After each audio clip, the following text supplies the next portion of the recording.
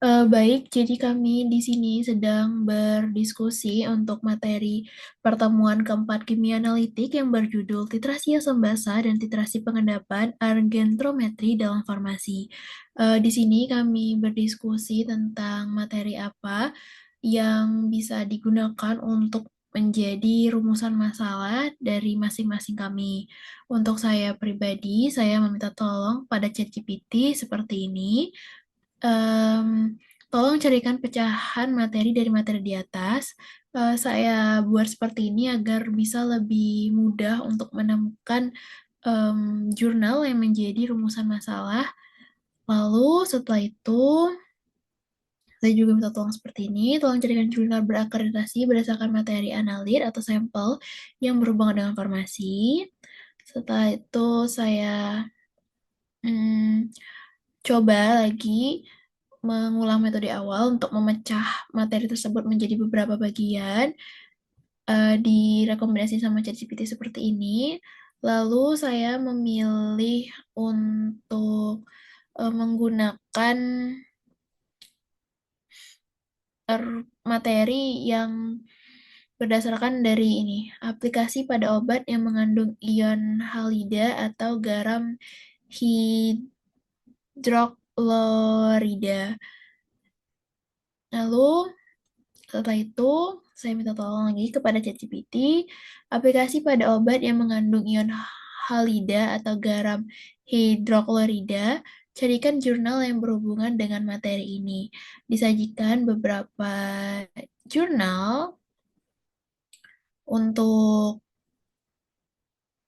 dijadikan sebagai rumusan masalah, dan saya memilih jurnal yang berjudul penentuan metroclopramid hidroklorida dalam formulasi farmasi menggunakan N-oksida karoat. Ini juga telah berakreditasi Q3. Dari jurnal ini bisa diambil permasalahan. Em, Perlu metode titrimetri sederhana, cepat, dan ekonomis untuk penentuan kandungan metroclopramida HCl pada setiaan farmasi. Apakah metode titrimetri yang dikembangkan memberikan akurasi dan presisi yang memenuhi persyaratan QC farmasi? Nah, dari rumusan masalah tersebut, saya kembali meminta tolong kepada ChatGPT untuk menemukan jurnal alternatif yang bisa dijadikan sebagai solusi dari jurnal rumusan masalah tadi. Seperti ini. Tolong carikan jurnal solusi untuk permasalahan ini. Nah, disajikan beberapa jurnal dan saya memilih jurnal ini. Devi OZ et al. 2016. Berbagi studi spektrofotometri dan tritimetri untuk metoclopramid.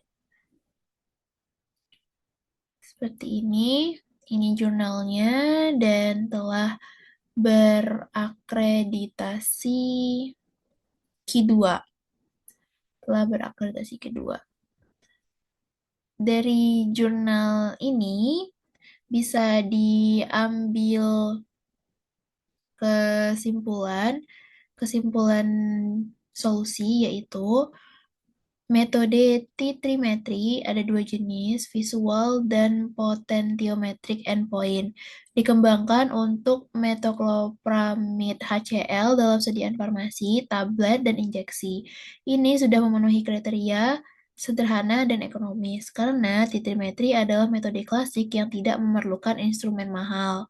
Jurnal ini juga melaporkan bahwa metode tersebut diuji dalam rentang konsentrasi 1,0 sampai 20,0 mg mcp/HCl untuk titrimetri, yang menunjukkan metode cocok untuk sampel dengan kandungan obat pada level miligram. Selain itu juga, metode titimetri berbasis reaksi diazotisasi yang dikembangkan oleh De Vierol terbukti sebagai pendekatan yang sederhana, sensitif, dan ekonomis untuk analisis metoklopromid HCl. Dengan memanfaatkan natrium nitrit dalam medium asam, penulis berhasil merancang dua prosedur titrimetri, yaitu metode visual dan potensiometri, yang mampu memberikan hasil akurat dengan kesalahan relatif kurang dari 3%, serta presisi baik dengan RSD di bawah 2%, sesuai standar validasi ICH Q2R1. Metode ini juga telah diuji pada sediaan tablet dan injeksi tanpa adanya interferensi berarti dari eksipien, sehingga dapat diterapkan secara langsung pada analisis formulasi farmasi. Selain itu, hasil yang diperoleh menunjukkan kesesuaian dengan metode acuan farmakope, dibuktikan melalui ujian statistik T dan F pada tingkat kepercayaan 95%. Hal ini menegaskan bahwa metode titrimetri diazotisasi dapat menjadi alternatif andal untuk keperluan kontrol kualitas rutin dalam industri farmasi. Terima kasih.